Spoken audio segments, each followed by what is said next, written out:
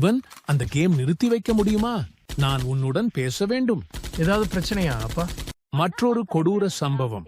அண்ணா, பல்கலைக்கழகத்தில் ஒரு மாணவி துன்புறுத்தப்பட்டுள்ளார். நீதியும் பாதுகாப்பும் மையமாக இருக்க வேண்டிய இடத்தில் எல்லாமே சரியில்லாமல் இருக்கிறது. 2 பேர் பொறுப்பிழந்து செயல்படுகிறார்கள்.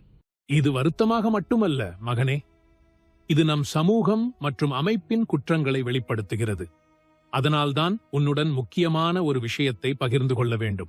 நான் இதை இணையத்திலே பார்த்தேன். மிகவும் வருத்தமாக இருக்கிறது. இவன் பெண்களுக்கு பாதுகாப்பானதாக இருக்க வேண்டிய உலகம் இன்னும் அப்படியாக இல்லை. ஆனாக இந்த உலகத்தை மாற்றும் பங்கு உன்னிடம் உள்ளது. அதாவது என்ன அப்பா? மகளிர் மேன்மை மற்றும் நலனை மதிக்க வேண்டும்.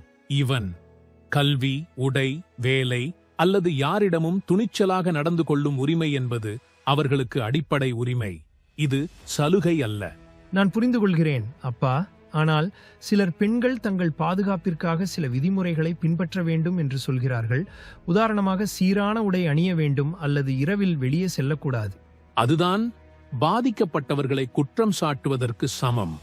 இவன் ஒரு பெண்ணின் பாதுகாப்பு அவள் எப்படி நடந்து கொள்கிறாள் என்பதை பொறுத்து இல்லை.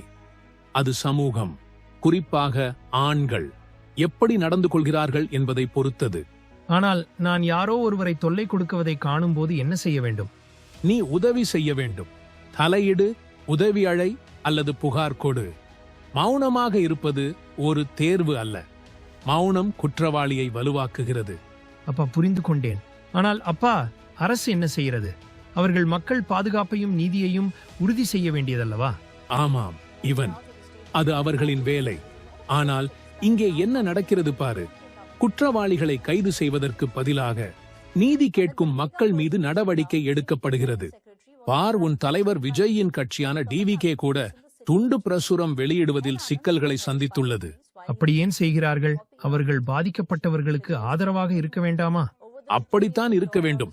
ஆனால் பல அதிகார வர்க்கத்துக்கு பொறுப்புகளை சரியாக செய்யாமல் மக்கள் கோபத்தை அடக்குவது எளிதாக இருக்கிறது. இது சரியல்ல. அரசு என்ன செய்ய வேண்டும்? 1வது, குற்றவாளிகளை விரைவில் தண்டிக்க விரைவு நீதிமன்றங்களை அமைக்க வேண்டும். 2வது, பாதிக்கப்பட்டவர்களுக்கு உணர்ச்சி மற்றும் பொருளாதார உதவியை வழங்க வேண்டும். 3வது, பள்ளிகள் மற்றும் பொது இடங்களில் அதிக பாதுகாப்பு அம்சங்களை செயல்படுத்த வேண்டும். 4வது, மக்களுக்கு விழிப்புணர்வு ஏற்படுத்தும் பிரச்சாரங்களில் முதலீடு செய்ய வேண்டும். இது சிரிப்பாக இருக்கிறது. ஏன் இதையெல்லாம் அவசரமாக செய்யவில்லை? Exactly son. இப்போதும் நம்மிடமிருந்து மாற்றம் தொடங்க வேண்டும். இதை பாரு. இவன் ஊடகங்கள் அரசாங்கத்திடம் கேள்வி எழுப்ப வேண்டும், நீதியை வலியுறுத்த வேண்டும், பாதிக்கப்பட்டவரின் குடும்பத்துக்கு ஆதரவாக இருக்க வேண்டும். ஆனால் அவர்கள் இதை ஒரு வருமான வாய்ப்பாக மாற்றுகிறார்கள். இது கேவலம்தான். அப்படியே உண்மையான பத்திரிகை துறை சிந்தனை அரசின் செயல்பாடுகளை கேள்வி கேட்க வேண்டும். மகனே, நீ எப்போதும் நேர்மையாக செயல்படுவாய் என்று வாக்குறுதி கொடு. வாக்குறுதி அப்பா. ஆனால் அப்பா, பெண்களுக்கு உண்மையில் ஆண்களின் உதவி தேவையா? உண்மையில் இல்லை மகனே. சமுதாயத்தில் உள்ள ஒவ்வொரு ஆண்களும் பெண்களை பொறுப்புடன் தந்தையாகவும் சகோதரனாகவும் நல்ல நண்பனாகவும் ஆதரித்தால் அவர்கள் தங்கள் பிரச்சனைகளை தாங்களாகவே தீர்த்துக் கொள்வார்கள். மாற்றம் வீட்டிலிருந்து தொடங்குகிறது. உங்கள் குழந்தைகளுக்கு மரியாதை, பாதுகாப்பு மற்றும் சமநிலையை கற்பிக்கவும்.